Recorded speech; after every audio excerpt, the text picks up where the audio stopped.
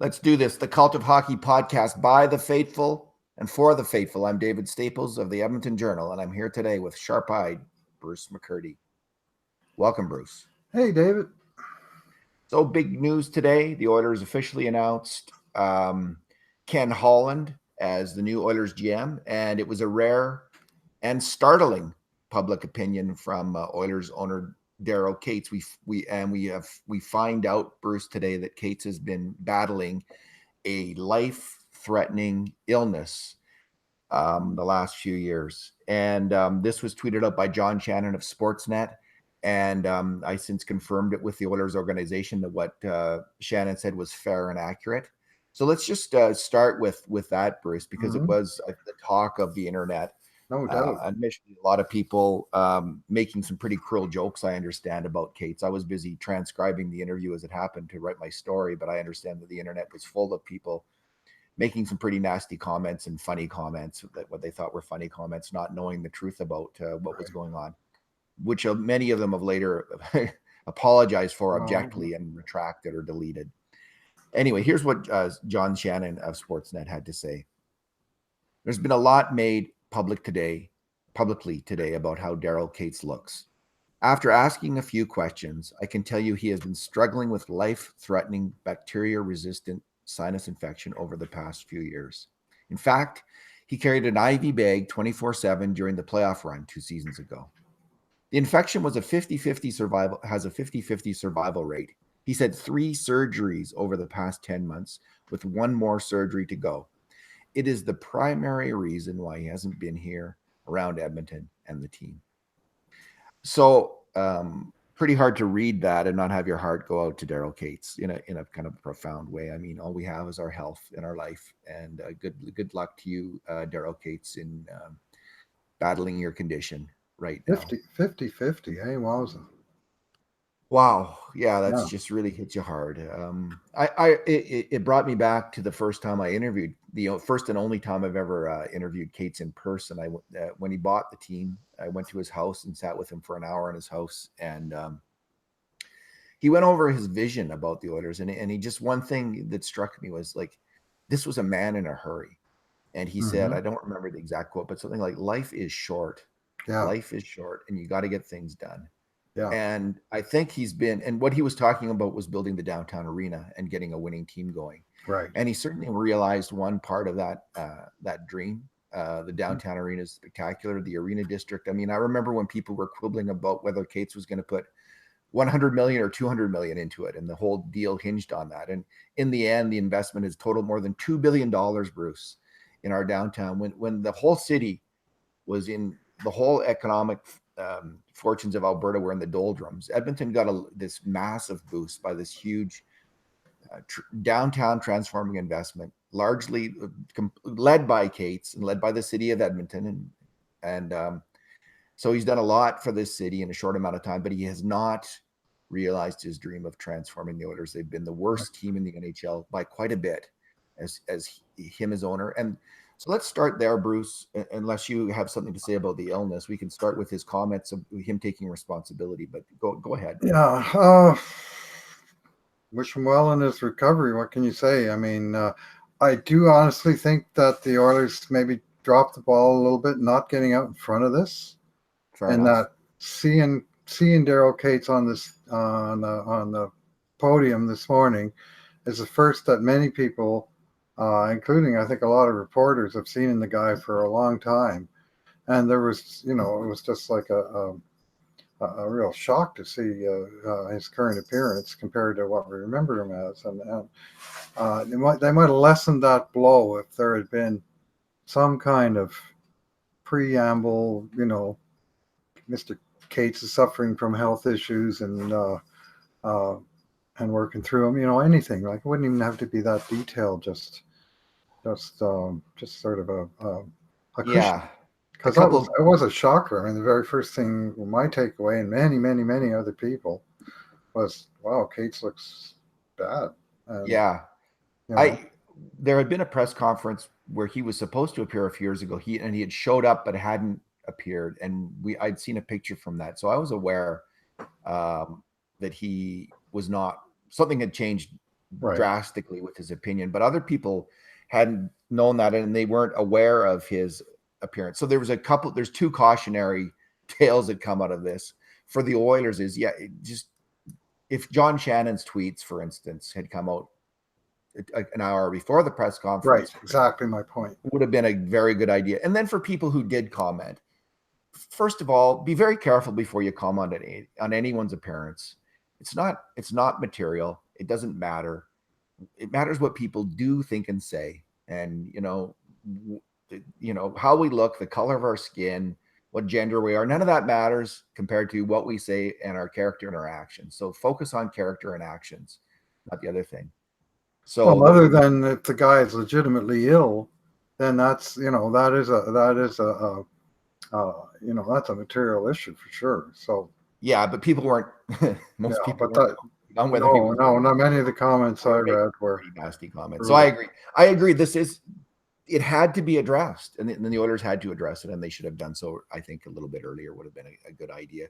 Katz, being the intensely private person that he is, yes. maybe it had to come. It had to explode before something was said. So anyway, what's done is done, and I actually don't like if anyone made a crack the joke. It's not the end of the world, and I don't think you're a bad person for doing so. Like that's what we do. Okay, so Bruce, especially in oil country, dark humor has been a staple around here for a dozen years, right? It's how we get through. How we've get through the year. And I'm sure Katz has made a few pretty dark comments himself over this time period because he comes across, if nothing else, as a total Oilers fan, and he always has to me come across as like a totally obsessed Oilers fan. And it was funny because like with him not being around, people there's speculating like, does he care about the team? Like I never had a doubt Daryl Katz has cared about this team. And listen, he's made a huge investment, Bruce, in the downtown. So his investment in the team isn't just selling tickets. He's got to sell the arena district. He's got to sell ice district. And he's got so many tens of millions of dollars riding on this decision today.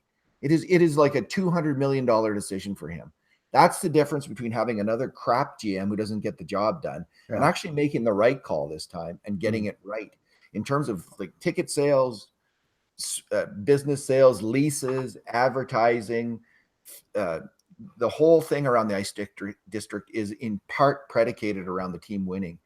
And if they win, he just makes so much more money for him and his family. So Bruce, let's go into what he had to say. And so he had a persuasion job to do today. Katz did. Mm-hmm. He had to sell fans on renewing their season tickets and getting behind this decision. And so I thought it was actually if you just heard him on the radio and you weren't watching him on TV and distracted by how he looked, if you just heard him on the radio, I thought he came across, his message itself was excellent, I thought, in a lot of ways. So, and he did a few things. He made sure to highlight that the hockey person is going to be making the decisions fully, and that there was a line of communication where he wasn't going to be pestering. He strongly implied there's a lot of communication. I'm going to talk to Bob Nicholson, and Bob Nicholson's going to talk to the GM. And his quote was, "You can be sure the GM will have full autonomy as general manager. You can ask him, but I don't think that he would be here if that wasn't the case." What did you think of him stressing that? Well, I didn't mind it. I mean, I think one of the crucial elements here was that Holland got introduced as president of hockey operations and GM, which is actually the previous title held by Chiarelli. But at least that buffers Bob Nicholson out of the hockey ops a little bit, and I'm fine with that. I have to say, Nicholson leaves me a little bit cold, and the on the hockey front, just some of the things that he said over the years. But if he's a buffer between the owner and GM, but the GM is the guy that's empowered and trusted with making the decisions, and he's got the full autonomy that they say, well, I think that the structure makes sense. I think it's absolutely critical. I mean, do you know how many times a year the EIG had 30 something owners? And there was all this worry that with all these owners, they were always going to be pestering the hockey ops people, right? Mm-hmm. you know how many times a year that the hockey ops people talk to Kevin Lowe as a group? Once a year. Once a year, yeah. And Cal Nichols, his contact with Kevin Lowe was through Patrick LaForge. Now the Oilers, I don't know what happened in the past, and I have a feeling that maybe, you know, it's been reported, of course, that Katz was involved in hockey ops decisions, including the decision to draft Nail Yakupov. And it's nobody asked him about that today. Yeah, they should have asked more questions of Katz, I thought, actually. So rarely an opportunity. But yeah, exactly. I wasn't there, so I'm not going to criticize. Exactly. But anyway, one of the things that Katz said that was important was he addressed the fans. And when he said, "We have not delivered on the promise we made to our fans in recent years. You know it, and I know it, and we all know it. And while accountability for this falls on everyone in our organization, it starts and it stops with me. I want you to know we're listening to our fans. We get it. We're doing everything we can to get it right." And then he went on from there to talk about the new man and the changes. But that sort of paragraph that I just read there, it was crucially important for Daryl Katz in person to say that to the fans of the Edmonton Oilers. So and it's good to hear it. He needed to say that, and had to be said. That's why that was the most important thing said today, other than clarifying his illness. Was that him taking responsibility, because he is responsible. Yep. Since he took over that team in 2008, it has been a gong show. They have been the worst team by far in the NHL, despite having immense talent on that team with, you know, from Taylor Hall and to Connor McDavid, some superstar players to build around. It has been a gong show. He's been in charge. So, and this is the first time he has said it in the flesh, at least. Maybe he said it in letters. I don't know. I can't remember. Sometimes there's been letters to the fans in the past. There was one 5 years ago that somebody published on Twitter on its 5th anniversary, and it sounded like it could have been written this week, right? Yeah, it's addressing the problems and so on. But even those are few and far between. So, yeah, he needed to say that, and good for him for saying that. I thought, I agree. It's and good for him for like understanding he needed to clarify the chain of command and who's making the decisions, and he's not in hockey ops. He needed to do that as well. I think that was all really important. Let's move on, Bruce, to what Nicholson had to say. He didn't have a lot to say, actually. Well, he had a whole lot to say, but I'm not sure that it amounted to much. So that's so. So I don't know if there's anything. He did say, I interviewed a lot of people, a lot of very good people through the process. Oh, just wait. There's one more thing Katz said that I thought was really good. He talked about this same thing of how many people they interviewed. And let me just see if I can find the quote. Just talked about how Nicholson had talked to a lot of good people, and he said there's a lot of, I'll just paraphrase, there's a lot of smart people in hockey, a lot of really smart young people in hockey, but they decided to go, after talking to all those people and interviewing them, they decided to go with this far more experienced person. So I think Katz explained, because I think a lot of us, including me, hoped that he would hire one of these young Turks, up and coming people, to lead the Oilers. But he explained his thinking to some extent there, that they just thought they needed to go with someone who has a really established process and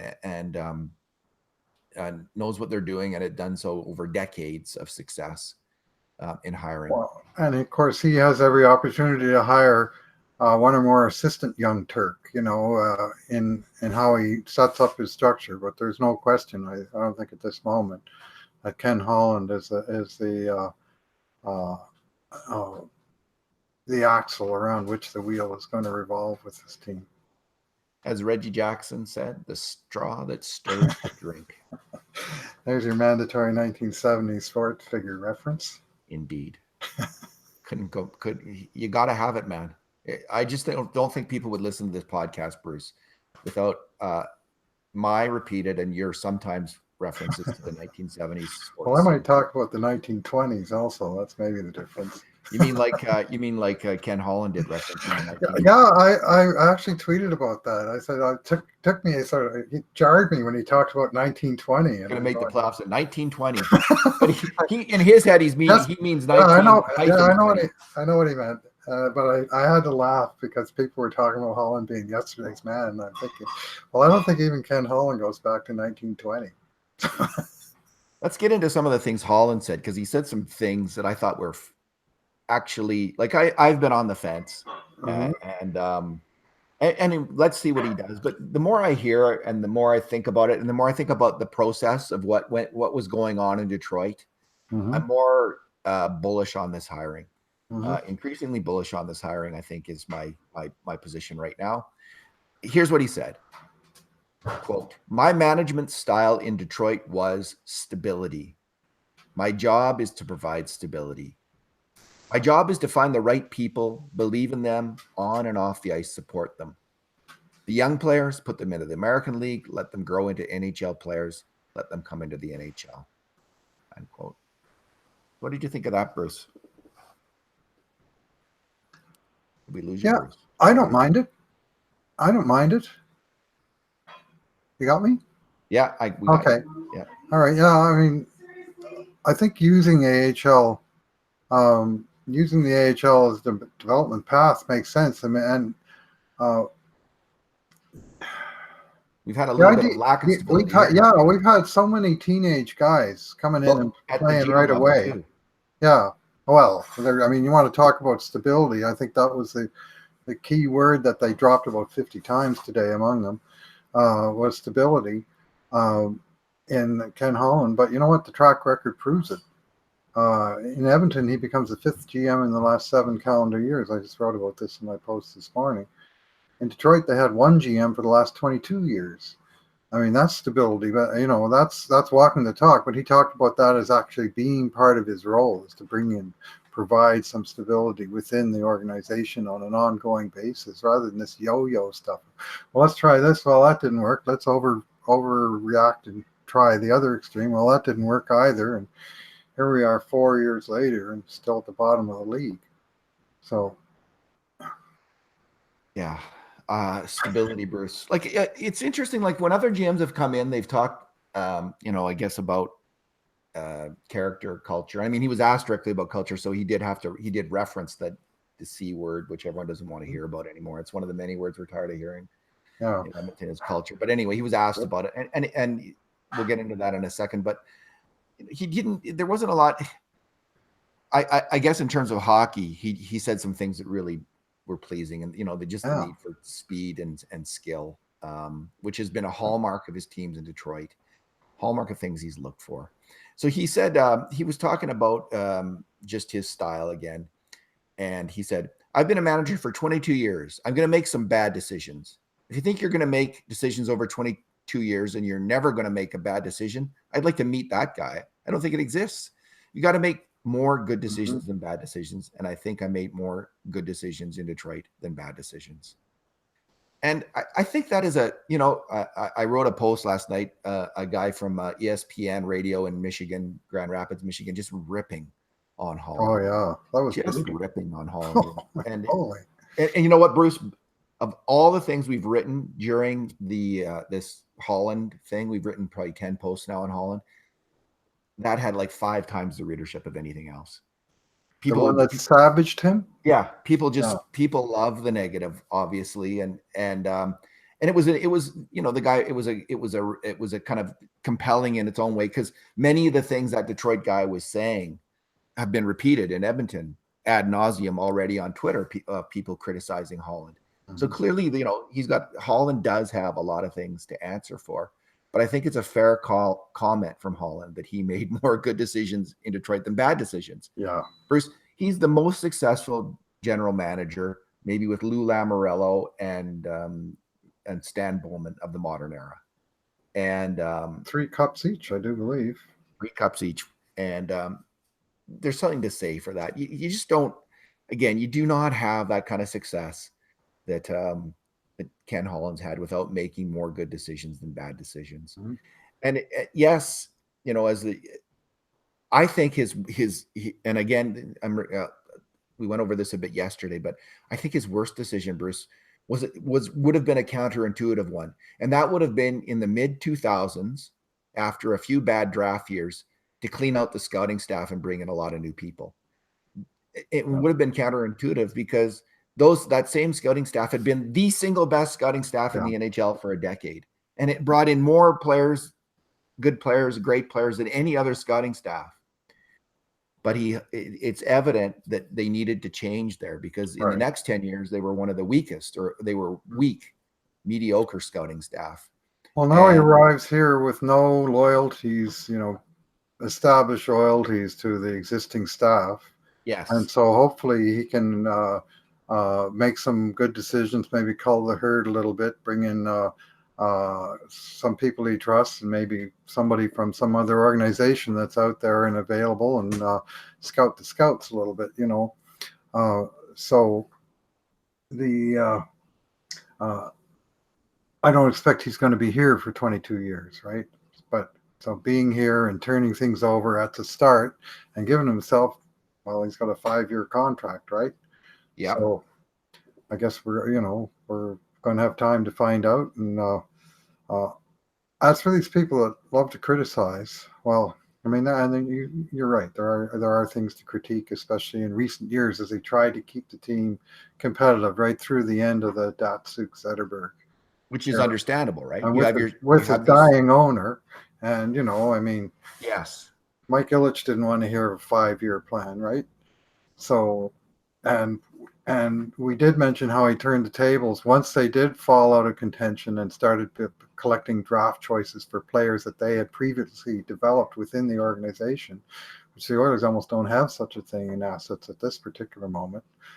Like I'd argue, I mean, other than the two superstar players, I'd argue Detroit has a better overall situation right now than Edmonton does.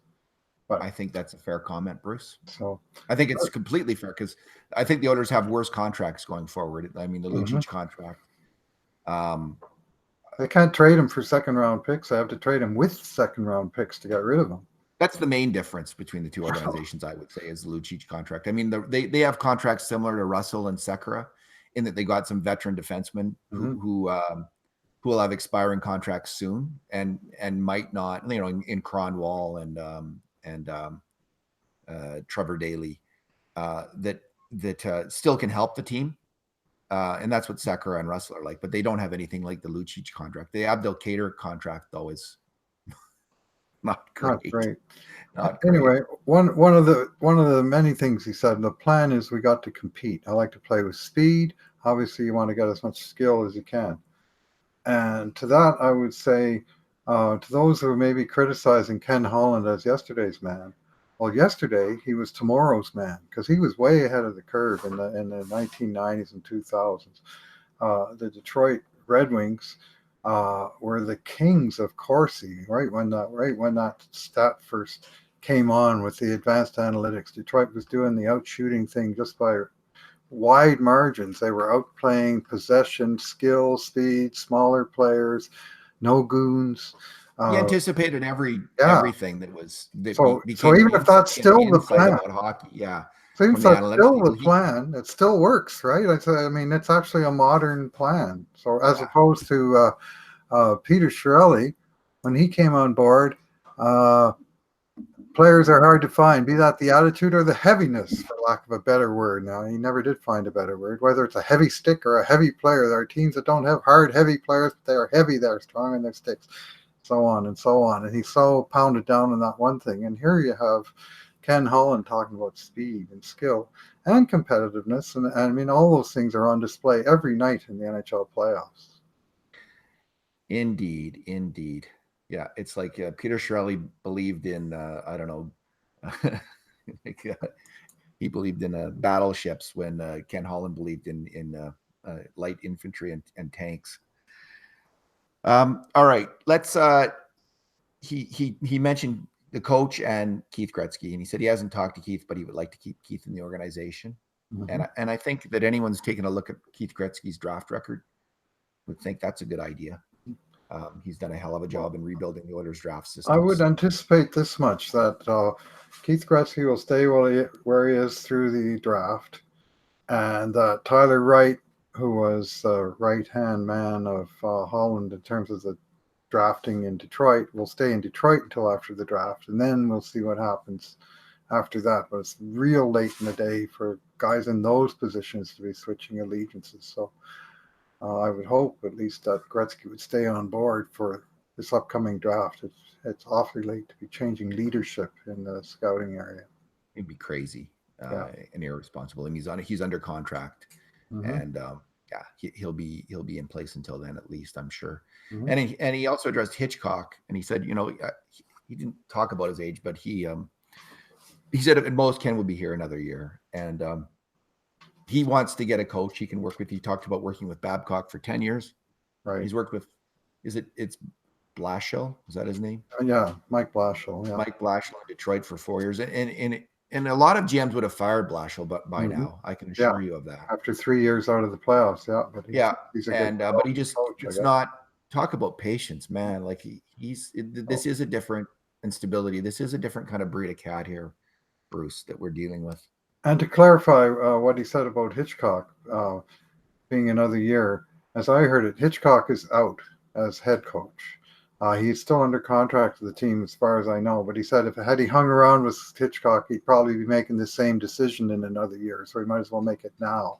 Get the new coach on board that he wants. Because he wants somebody he can work with for a decade, and he doesn't see Ken Hitchcock being around for a decade, right? He sees himself maybe 5 years for sure, and he doesn't even see Hitchcock 5 years, which is probably the rigors of the job. Not a, although Hitch came out of retirement, right? Now we have people in their late 70s. We have people in their late 70s running for U.S. president. Well, this is true. So it's a little. It makes your head. It makes you think. Maybe 75 is the new 60 or something like that. But anyway, all right. There's one more quote that I really liked, and let's get to that. He said, "We're competing with 31 other organizations that are the best in the world. And you've got to grind. You grind. I guess that's who I am. I like it when life is tough. Life is tough. You got to grind. You got to dig in. Right now, I think life is tough here in Edmonton, he meant. The team has made the playoff once in 13 years, and Daryl and Bob have made a decision to bring me in. I've got to come in, and I've got to change the culture. And I believe they've given me complete authority. I've got to provide stability. I've got to find the right people. Some of them are in this organization. Maybe I go outside and bring some people from outside the organization. That's the process I go through here for the next period of time. So I liked his attitude about life. He's someone who's earned everything he's ever got, and he understands it's all about hard work. And he also understands it is about stability. It is about not going off at the handle. Going off the handle all the time and making bad decisions. So I think the Oilers had a little bit too much. Or trading somebody on Sunday because he had a giveaway on Saturday. Yeah. Yeah. What do you think, Bruce? Where are you left with the Holland hiring? I'm moderately upbeat. I will say this, that as an Oilers fan, I could choose to cast my lot with everything is hopeless. We've done it again. We've hired some other, made yet another mistake, and we brought in, somebody whose best before date was long in the past, and woe is us, and we're doomed. Or I can say, you know what, I'm in this to enjoy hockey, and I'm rooting for my team, and now my team includes Ken Holland. Well, guess what? I'm rooting for Ken Holland. Come on, Ken. Be better. I'm pretty sure you can be. Be a lot better. I'm pretty sure you can be that.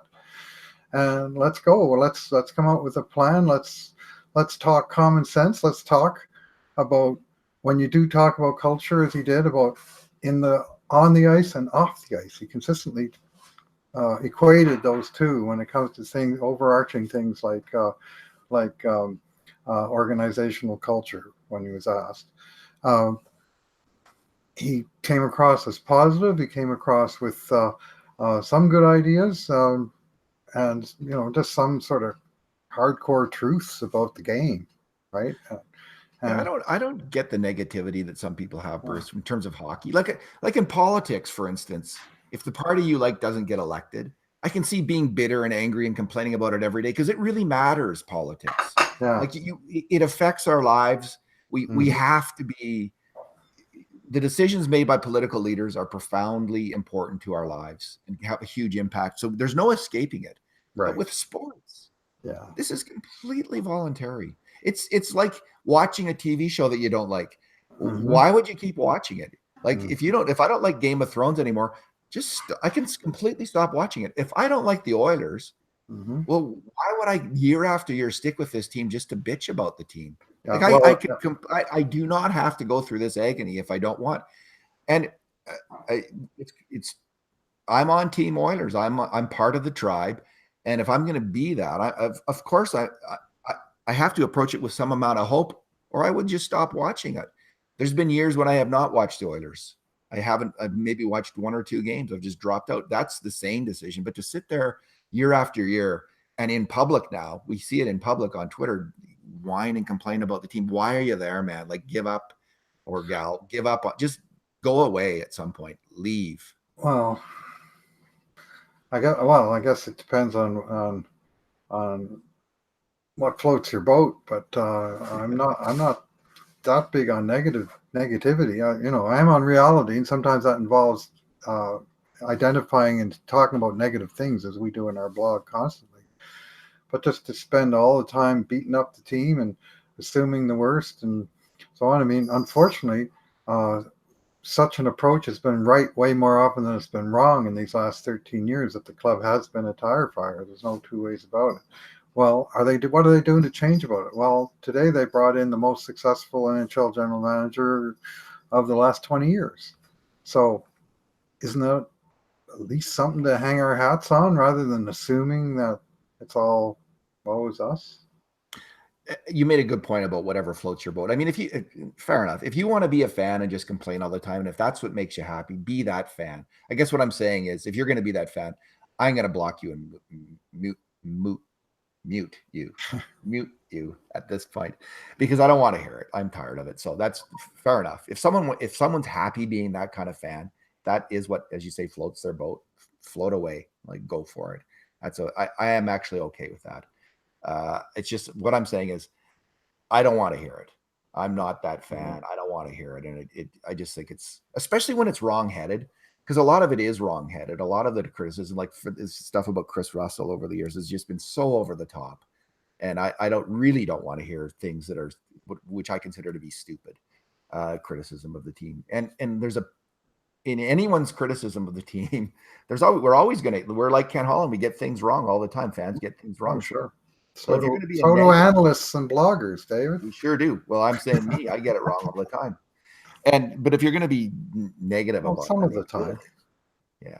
Well, some of the time we We get got it it right some of the time too. Yeah. I mean, we're Well, we somewhere. never thought Leon Draisaitl should be traded, Bruce. Yeah, well, we got that. All righty, man. Anything else? Well, one other thing I heard from Ken Holland on Orders Now. So this quote wasn't in the main newscast. I think it was a private interview that he did.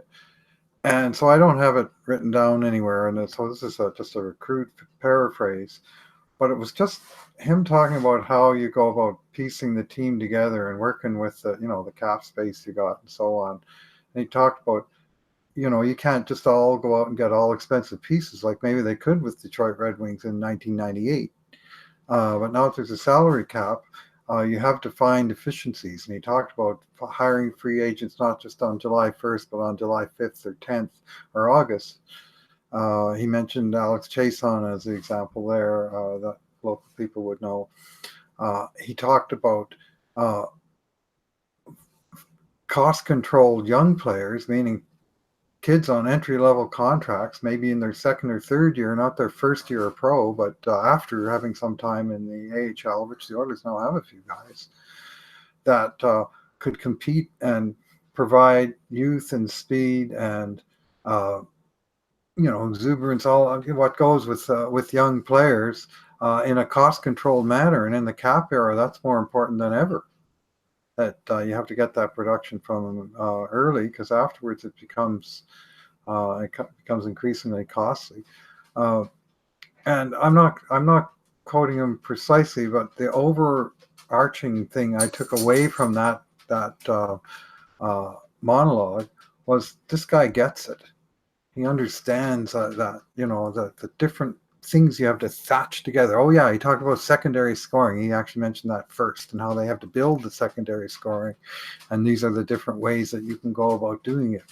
So, and I mean, secondary scoring for Edmonton, it was just a brutal problem, right? They had 5 guys with more than 7 goals on forward line, and so him, you know, recognizing that that's a serious issue and getting it out there and explaining different ways you can go about trying to solve it. It just, I'd like to say, it just left me with the feeling that he gets that the build of the team, not just the style of play, but also how you put the team together and make it competitive through deep enough to compete. He talked today, Holland did, about the need to win over Oiler fans himself, that he's got to convince people that he's got the plan. And I think he went a long way in doing that today, with the majority of fans who are there because they want to have fun and root for the team. And I think he went a long way. And I think he also proved something that Brian Burke was saying through this process, that people would be beating down the doors for this job. And I think a lot of NHL teams would hire Ken Holland as NHL GM. At this point, I think unless you're really happy with your GM, you'd think, hey, that Ken Holland guy, I'll put my trust in him. If you're the billionaire owner and you're looking for someone to protect your investment, I think a lot of them would be thinking that guy's a pretty sharp guy to do it. So I had some questions about the process going in and about Nicholson making the decision. I think he made the right decision. I think he's made at least he's made a good decision. Maybe there was a better decision, or in a different reality, somebody would have worked out better. But I think he's made a good bet here, a solid bet, and I think the process was solid. And I think that there was a lot of interest in this job. And Holland articulated why he came here, because of Kate's desire to win, the great building, the great fans, McDavid and Draisaitl. It's good to hear all that. And Bruce, I enjoyed him specifically remembering in the 06 playoffs how the Coliseum was absolutely rocking for games 3, 4, and 6 of the Detroit series, where the Oilers took out the heavily favored Detroit Red Wings. And him just acknowledging and trying to connect with Edmonton fans. He said they really made a difference in those games. And whether that's true or not true, and maybe it's the same in every city in the right situation where the crowds are rocking, it's an appropriate thing for him to remember and to say. I mean, the fans, without the fans, what have they got? Yeah, I don't know. I haven't been on Twitter. Like I said, I was writing my story. I've been writing a story for the baseball press conference. So I don't know if were people snarking about what Holland said, or was there a lot of today? I haven't looked at the feedback to the specific content. I didn't get a lot of negativity, but it's the whole focus seemed to be on Kate's in any case. Yeah. Well, that's right. That unfortunately that became the sidebar. That maybe distracted a little bit from, which is the other reason why they should have been in front of it. Yeah. Let's leave it there, Bruce. Thanks for talking today. Yeah, thanks for listening, everyone. And in the meantime, and in between times, this has been another edition of the Cult of Hockey podcast.